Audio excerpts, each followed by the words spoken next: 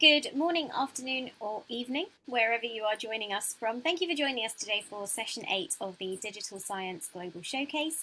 This session is all about impact and excellence, and to take you through what some of these terms mean, how we can measure them, and effectively how we can all help you get along in this sometimes slightly unknown sphere. I'm going to hand over to the brilliant Dr. Juergen Wastl, who is our Director of Academic Relations and a huge expert on impact, excellence, and things like the much dreaded, but shouldn't be, REF exercise. Juergen, I'm going to hand over to you. Okay, thanks, Suze, for the introduction. So yeah, that prepares the floor quite a bit. As Suze already said, so Suze and I will focus on this session. What you can expect of the two of us is, first of all, me talking about impact per se. I've dealt in my previous professional life quite a lot with impact from a number of areas. So I worked in industry. I also worked for quite a long time in academic institutions, also focusing on actually the dreaded REF and impact. So I saw impact grow and being developed in a UK context, which will form part, but it's not exclusively, obviously, the UK, which will form part of a discussion where we go into more detail about impact. So we will focus on a number of things, but also where we can help you achieving impact or working on impact. And obviously, there's time for you to ask questions that we hopefully can provide sufficient answers for. So starting off, this is the question I think that most presentations start off when it comes to impact. The question is, what is impact? So it's a grey cloud. Looking at the people attending, I'm pretty sure that there will be academics, there will be librarian, there will be research office staff, there will be administrators, facilitators, maybe even people from industry, and they all have a different perception of what impact is. So usually at this stage, then people come together and they ask questions and what is actually impact? And this is a list of examples that I found very useful to showcase the kind of the breadth and the depth of where actually impact can happen and can occur and will occur. So most obvious one in the top left, you see impact. Many people think about, oh, it's about new technologies, innovation, creating new spin-off companies, and being at the kind of frontier of anything that's technology and will earn and generate money. That's one type of impact, but obviously that's not all. Academia and research is all over different disciplines, and actually so far, and one shouldn't forget, for example, cultural contributions. This also may form part of the impact that an institution may have on society, on individuals, on the greater good of society. So you see that there is already quite a huge discrepancy on the different types where impact can occur. What this actually doesn't show is the academic impact. If you are an academic, the first thing, and again, this is historically grown, is the academic impact. This is what most academics, when they start with, most concerned with. But there has been a recent push by a number of either funder initiatives, also government initiatives, to focus and to install impact more into the research daily life cycle, and to focus our brilliant minds on how to have impact for society. This is a kind of a historic slide a little bit, but there's a reason why I show you that. So this is meant from EPSRC, one of the UK funders on anything that is engineering, physical sciences, technology, on where they try to focus academics' minds on what type of impact will you have. So there was a push in, and EPSRC definitely was not the only funder, that if you write a grant application, please add a statement of what you're about to have impact on. So is it a society? Is it about knowledge? Do you impact on people or on the economy? So this was a concept that was very, I think, successful in the UK context. But there is obviously a different approach by others in order to capture impact. What I'm going to try here is also to show you it always depends on who's talking to whom when it comes to impact. So everyone actually thinks and talks about impact.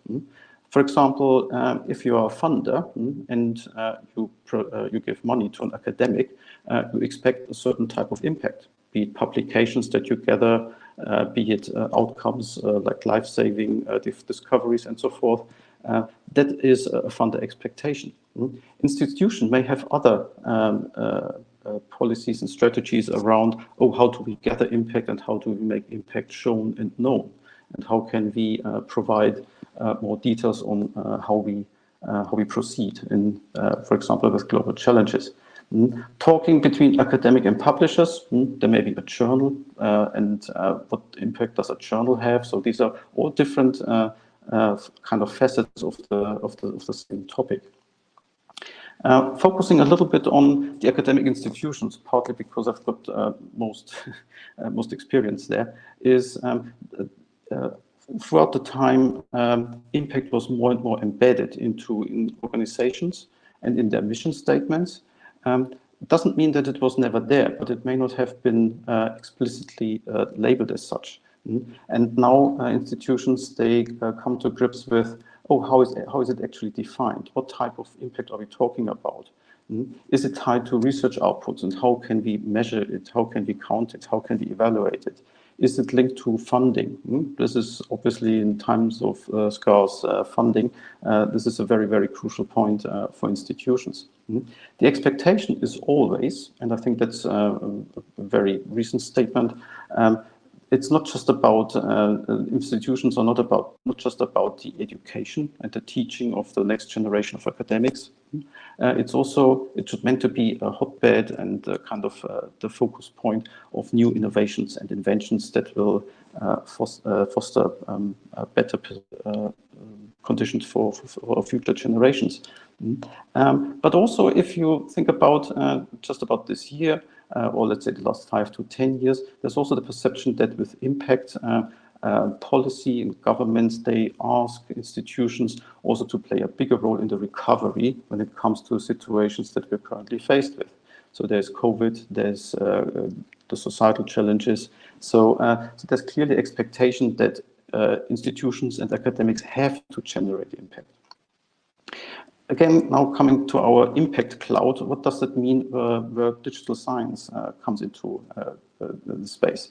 So we provide quite a number of portfolio solutions that will help you wherever you are in this kind of space of generating and evaluating impact, where we can help you kind of gather the evidence, where we can help you collect narratives, collect data, do reporting, and help monitoring impact. And this is, by all means, this is not a comprehensive list. So this is really just where I added things that I think are the most obvious ones. So you will see that dimensions is at the core of many things that will help you in capturing and grasping details of impact as you define it. But we've got also, for example, with metric IFI claims, CC grant tracker, we've got dedicated portfolios that and products that actually help you pushing the boundary and actually getting you to grips with identifying and capturing knowledge about impact. And obviously, I added that one based on yesterday's announcement. With Google BigQuery, there you've got also now the next level of the possibilities when it comes to generating insights into any sort of impact activities that you may have. So you're not just limited to data that is, for example, in dimensions or in that metric, but you can also now add your own data to the mix and you can actually have even better and refined reporting tools at your fingertips in order to make and support your decision-making processes at your institution. When it comes to impact, and I alluded to that already early on, there is an impact, there's an element of assessment that crept into daily life of academics over the last, let's say, noticeably 20 years. But that started already in the 80s when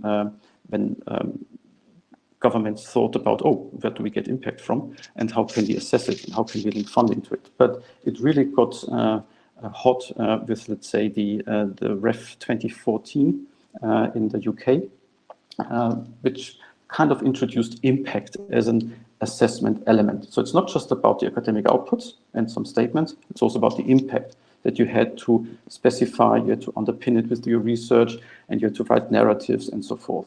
Now, how actually back then, and also how now for the future REF, which is actually due in March next year, how actually can our portfolios support you in preparing the best submission possible for this one?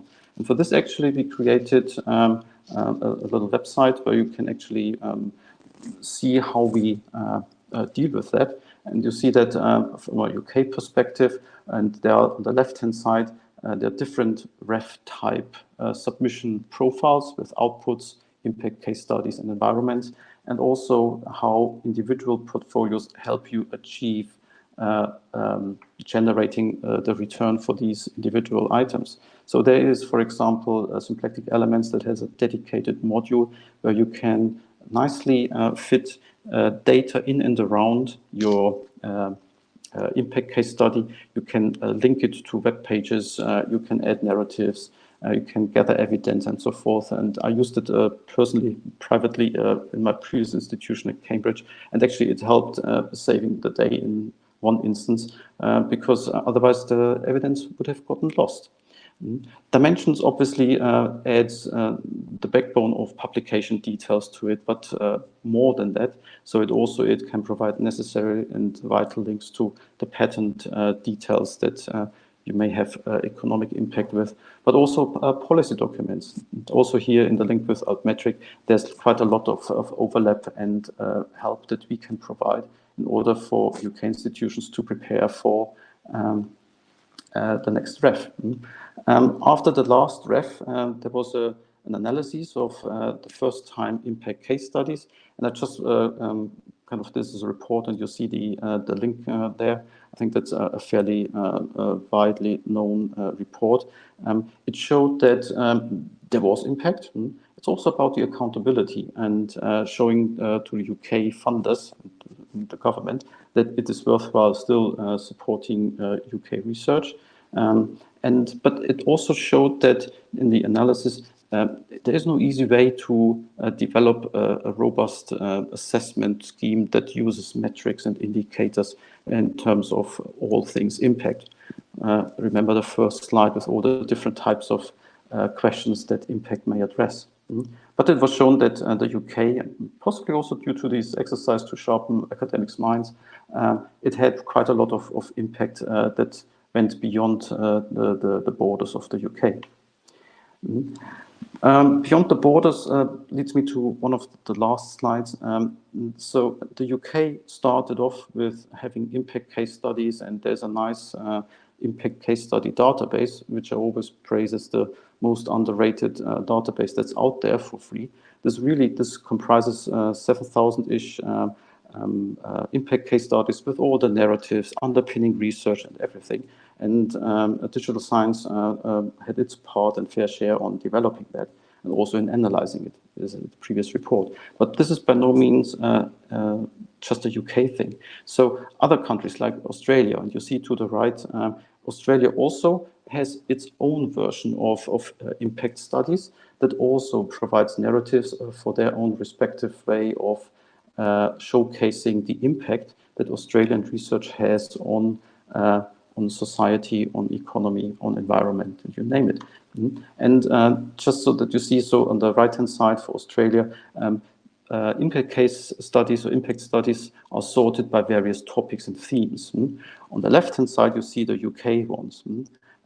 There's globally, you have ways of gathering impact case studies, looking at it, but there's no cohesive way currently of analyzing that in a comprehensive manner. And for example, compare both countries or compare globally impact when it comes to outputs and narratives of impact that apply to global questions.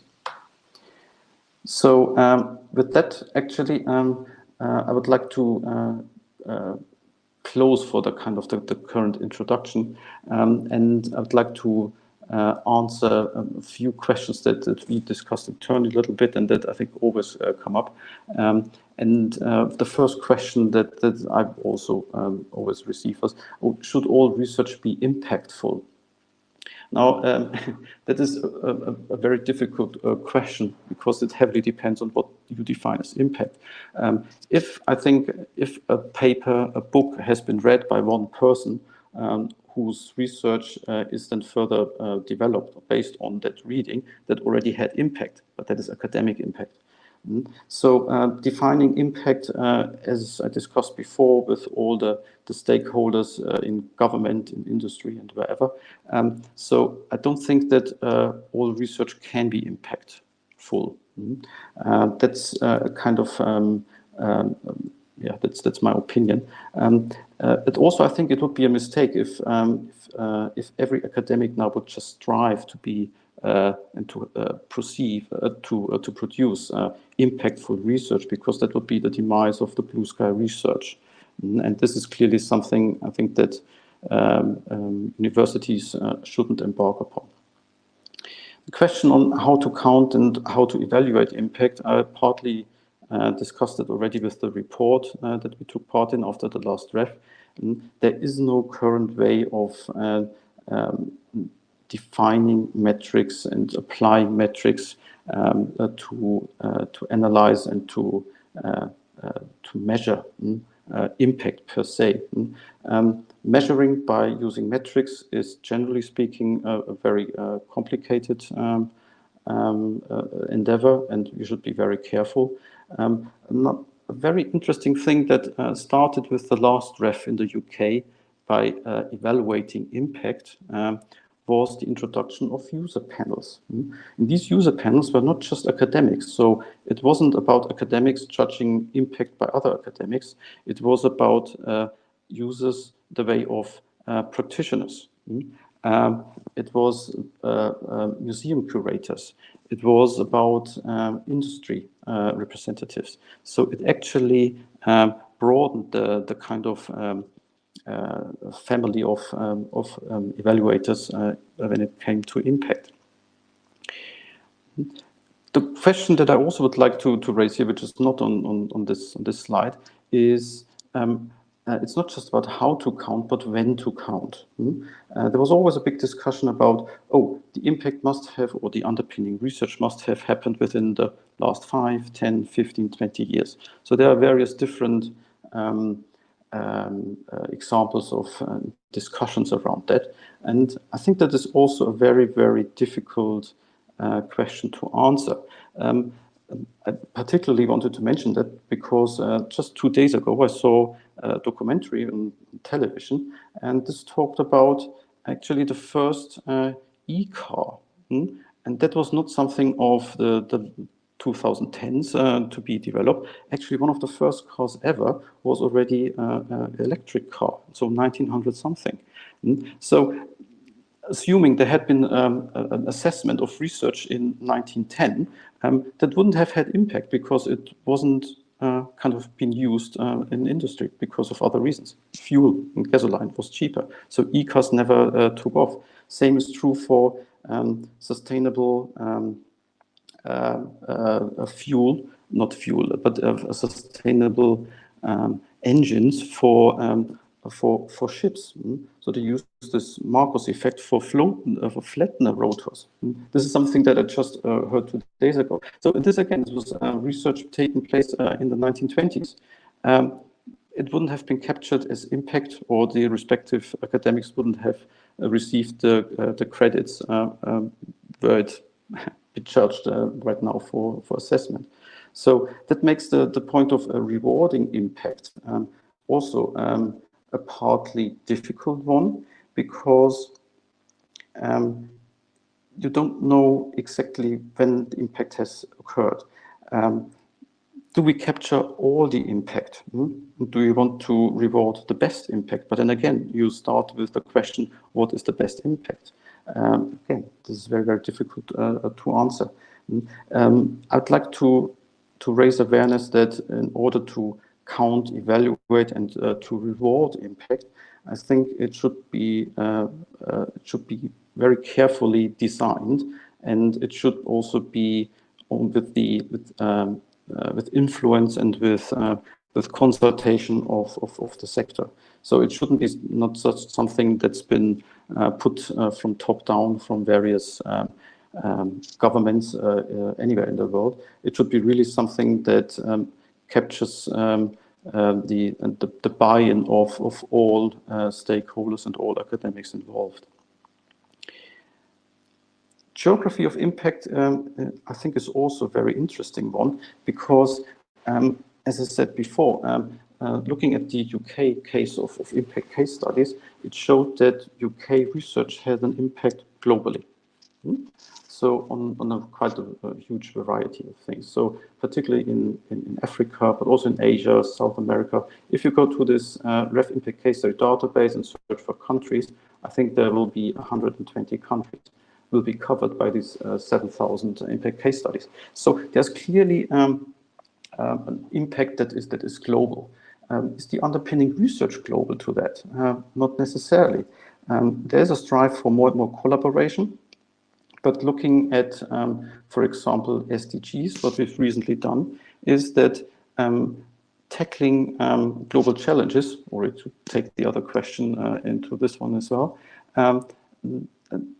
funnily enough, there's not that much international collaboration going on, apart from, let's say, the environmental challenges. But social challenges and the economic challenges seem to be only tackled on a national level still. So I think this is maybe just something, again, to capture the imagination of the audience.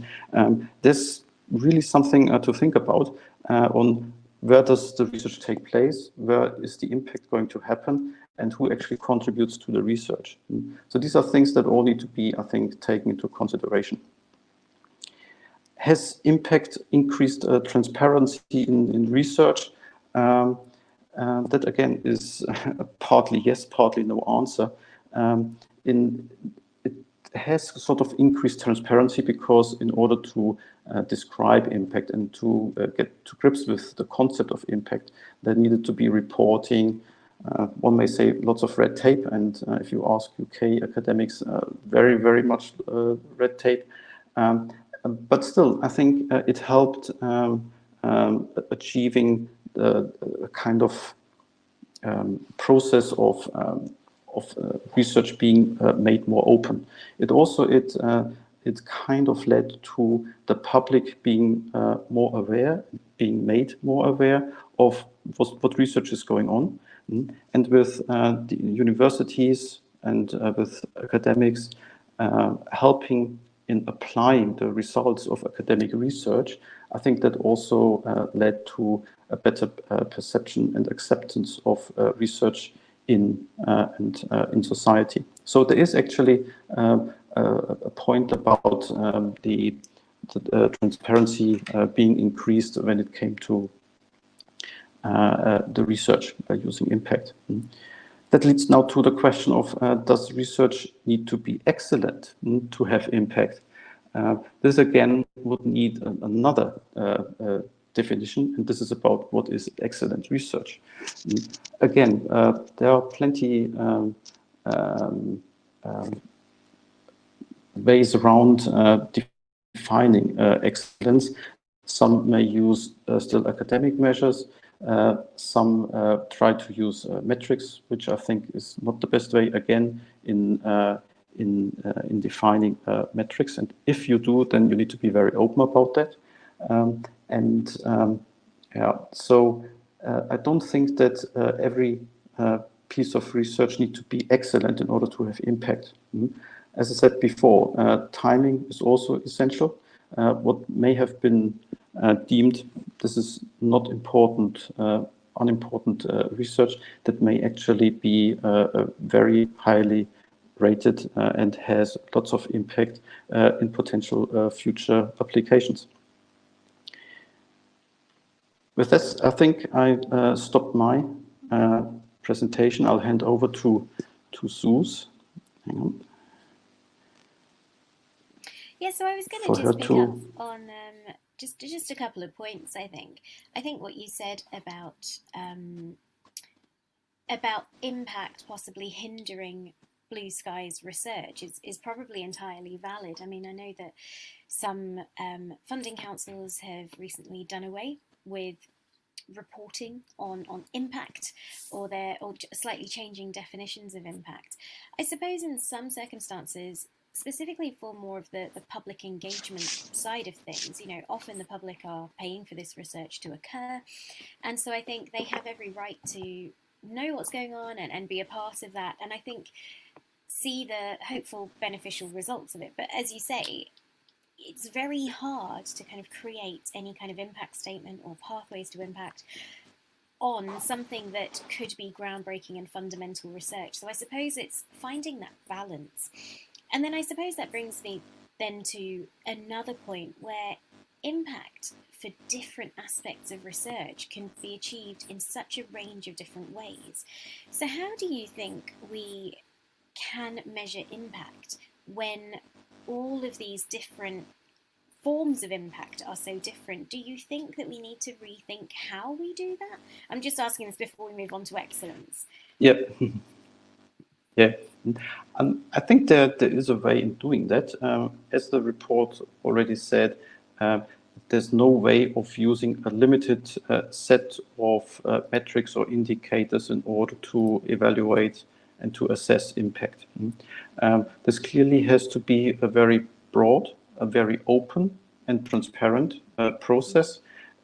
If there is the development of indicators, I, for example, would not like to see, this spin-off company created X million US dollars as a return, and the other slightly less, so the impact was less. That I think is definitely the wrong way.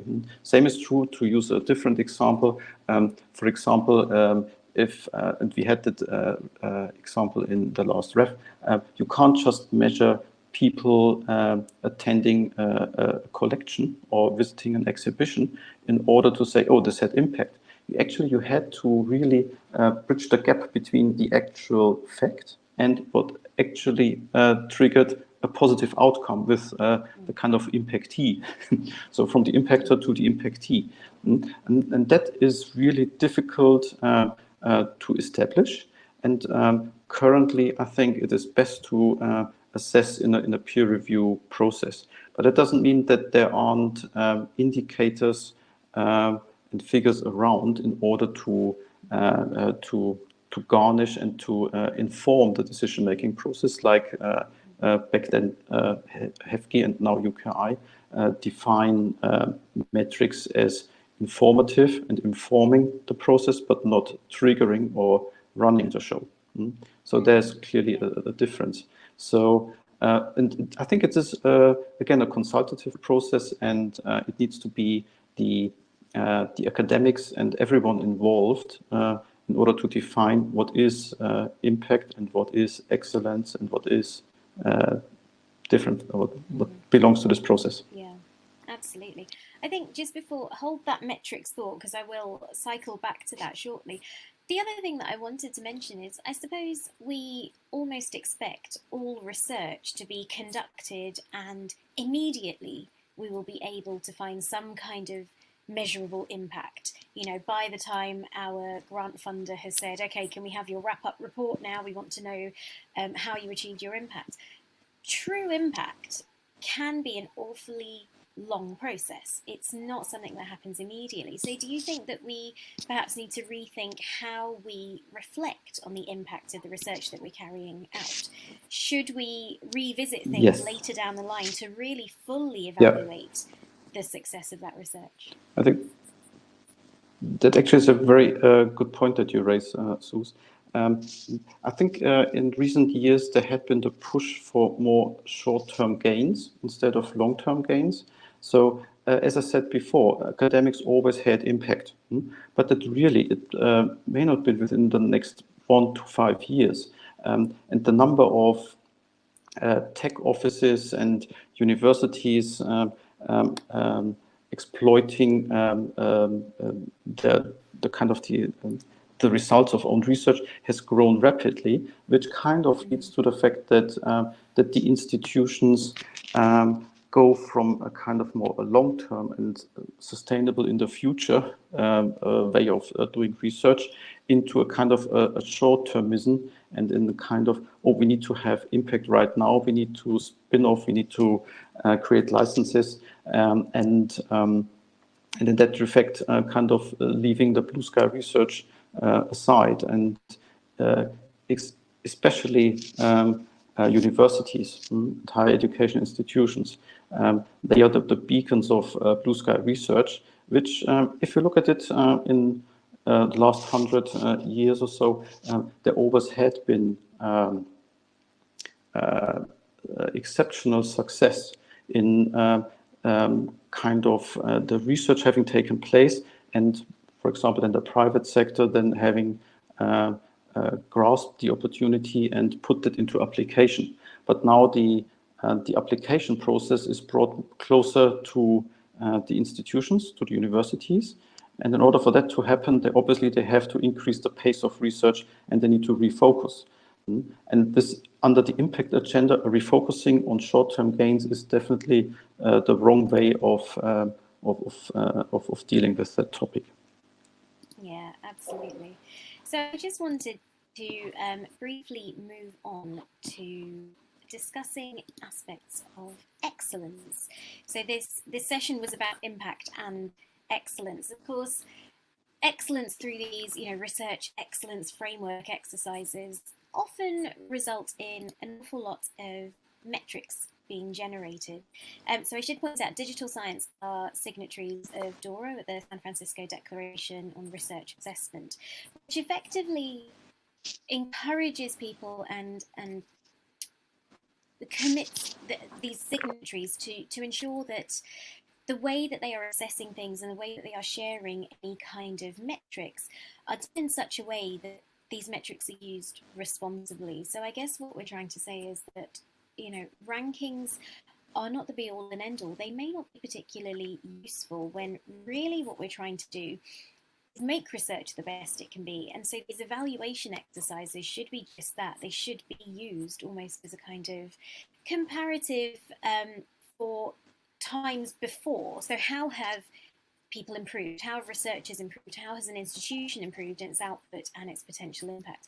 So I suppose excellence is a bit of a tricky thing, because we want research to be the best it can be, but we're not in the kind of game where we want to necessarily encourage people to take too much heed about rankings and things like that.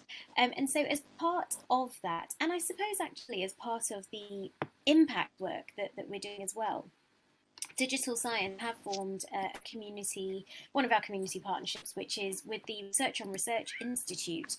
So we are actually one of the 4 founding members of the Research on Research Institute that was launched recently. It's using science metrics to effectively look at 5 different strands of research, all focusing on how we can make research better, but really how we can take a snapshot of how it is at the moment and what can be improved and where those barriers to improvement are actually lying. So one of the strands is actually research culture, and I think that ties in quite nicely when we talk about impact. If we're talking about, spin-off companies being produced or commercialization of things or a new drug going onto the market, I suppose sometimes the ways that we reward research and we nurture researchers may not necessarily lie in that kind of entrepreneurial side of things. I know that a lot of institutions have changed and are trying to cultivate that aspect of creativity and that contribution and that impact to research. But I think that's quite a challenge. There is one other thing, though, that I did want to focus on that I was hoping that you could tell us a little bit more about, which is excellence itself. So excellence is one of the research strands that Rory is looking into. I can see there's a Rory fan in the chat there. So just before I move over to you, hello Milena. So just before I move over to you to explain a little more about this excellence research strand, I just wanted to remind people, if they have any questions, I can see one in the question box at the moment. If you have any more, do add them there. I will grill Juergen after he's told us a bit about Rory. Over to you, Juergen.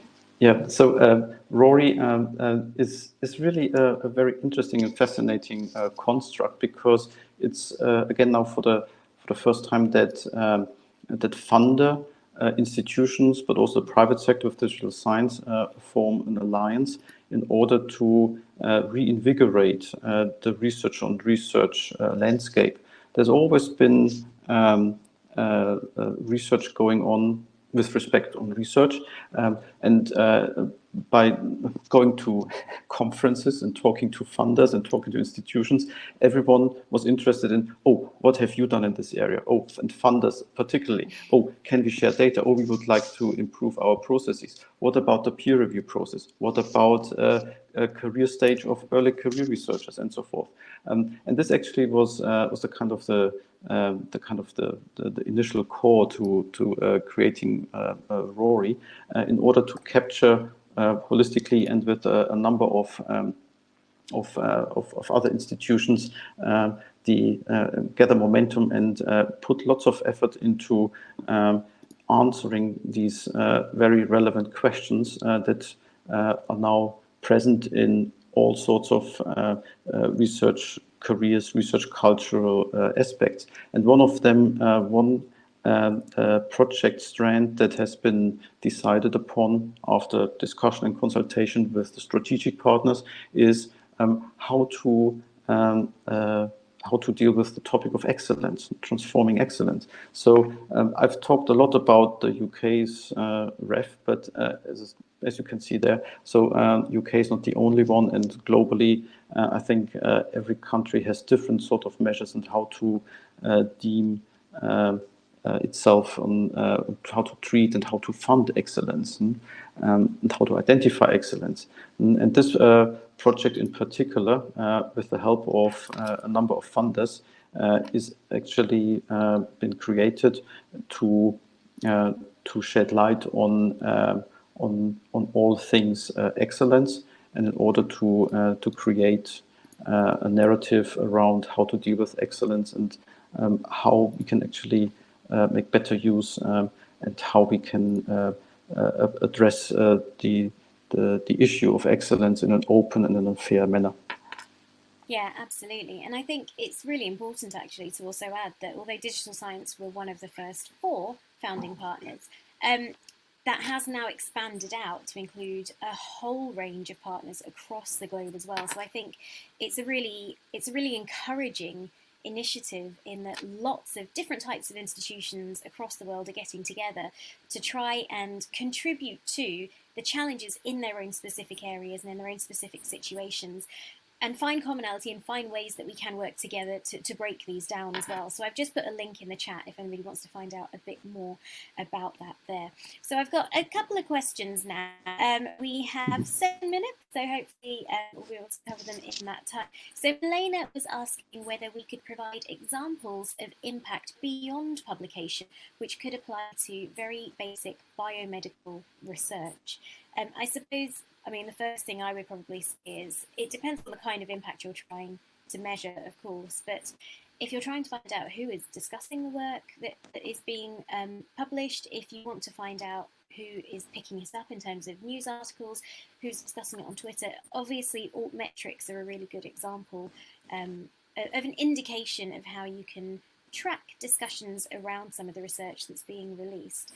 But of course, as Juergen said earlier, oh, sorry, I was going to just hand over to you. There are, for all of the myriad of ways that you can define impact and measure impact, we have a bunch of tools that would work for that, and you can kind of dive into some of those. So if you do watch this on the replay, you'll be able to have a look at that. But Juergen, do you want to give a quick summary of that?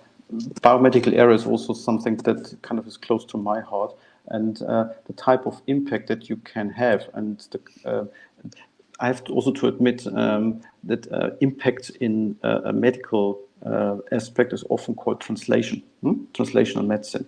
And with dimensions, IFI claims, and Opmetric, we've got the patents as a source.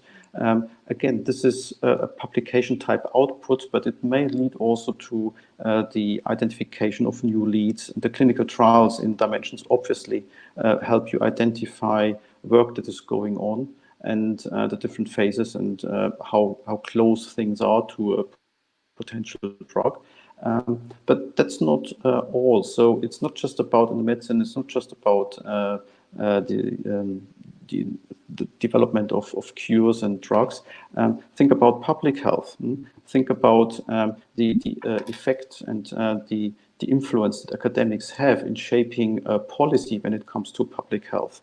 I remember a story that a professor in Cambridge was asked in a committee with UK government on banning smoking, a smoking ban. But that was never captured. So there was never been put into some sort of, well, in the filing cabinet back then. That was really the early ages. So that got lost, and no one could actually kind of find the trail of the impact that actually the academic and the publications that his group generated led to a sort of a policy change. And for example, with the policy documents, and if you've been to the afternoon session of Altmetrics, so with the increase and the varied sources of policy documents and analyzing the underpinning research in there, and you see really what effect and what impact, pun intended, publications have on outputs for NGOs, for WHO, and for others. So there's really a myriad of impact and of information out there in order to capture the essence of what biomedical research and life science research has on translational medicine. Yeah, absolutely. I'd definitely say if you are unfamiliar with dimensions, do jump in and have a look. I think the fact that it's so well linked, all of the information within there is linked from the grant all the way through to traditional publications. You can have a look at all the metrics associated with different publications, traditional citations, but also the fact that it links to these policy documents and these patents. You start to really understand the entire process, and kind of, it's a little bit like how it kind of fractures off into all these amazing different aspects of impact as well, I suppose. So hopefully, you'll be able to have a look there and find something that might be useful for the work that you're doing. At the moment, final question, but if we have any more, chuck them in there very quickly. It's from Tom Letcher, and he's asking, if we're going to revisit the time over which impact is measured, might this lead to people having to forecast the impact of their work and then being measured on the extent to which that forecasted impact was in fact achieved and within the timetable proposed? Because as he says, that does get in the way of kind of budgetary forecasting. You're absolutely right, of course. Yeah. I think that is a mistake one shouldn't pursue and one shouldn't go into. It has been done previously in a way. So grant applications, they kind of ask you, oh, what will you achieve in what time frame with what sort of money? And if you then apply a metrics of, oh, this could be achieved with even fewer budget, then I think that's definitely the wrong way. And I think governments and funders have learned from that, and I think that is not a part. Obviously, I can't speak for all funders, no doubt about that. But I think this was the time as of 10 to 15 years ago. But I think modern approaches, and hopefully with the effect of what Rory can provide and what we see as a kind of the inputs that funders give to Rory, I think this is not a question that they would ask any longer. I know that there are still funders out there that are very much on accountability. So every pound, every dollar, every euro needs to be spent appropriately. That's another type of metrics, not necessarily the one I think that should be discussed in this sort of context as we talk about research culture. There is definitely a need for accountability. And I also, again, with the experience of the financial crisis after 2008. Actually introducing impact case studies may have helped the UK sector, at least, in order to ring fence funding. So there is the kind of the silver lining and the kind of the positive aspect of being more accountable and what have you done with the money. But forecasting impact is not something that can be achieved easily, and it shouldn't be. Absolutely. I think that's all the questions that we have. Milena does also add in the chat that she's been diving into Google BigQuery. It does seem very powerful. You're right, it is. If you attended what turned out to be a launch party yesterday, do check that out. If you missed it, go and have a look at the session yesterday. It was the Dimensions product focus session, but it's just one more way that you can start to really get a handle on just the breadth of research and the impact of research that's being conducted, and kind of add the context of the wider research landscape as well and work out where it all fits in. So hopefully in this session we've given you a bit of an overview of some of the ways that we might be able to better define impact, how we might be able to help you measure some of that impact, and also some of the challenges that we all need to come together to overcome as well. Please get involved in any of the chat. If you are available, please join us over in Remo for our networking session, which will take place straight after this. There is a button down there. Juergen is showing off his mug. There's another session. He is very cleverly. There is also the SDG session. You should totally go to that. You should go to all the sessions. Just come and spend your week with us. Have fun. Enjoy. Use your mugs well. So if you want to join us for the Remo session, click on the link below or find the link in your program if you want to pop to the bathroom, grab a cup of tea, grab a cup of something else, and join us. We will be able to meet all of our product teams as well. So if we have discussed any of the products that you are not yet sure about or a little unfamiliar with, you'll be able to go meet a rep from that exact team who will be able to tell you so much more. All that's left for me to say is thank you to all of you for joining us today. Thank you to Juergen for all of your wonderful expertise. We'll see you soon. Take care, everyone. Bye. Take care.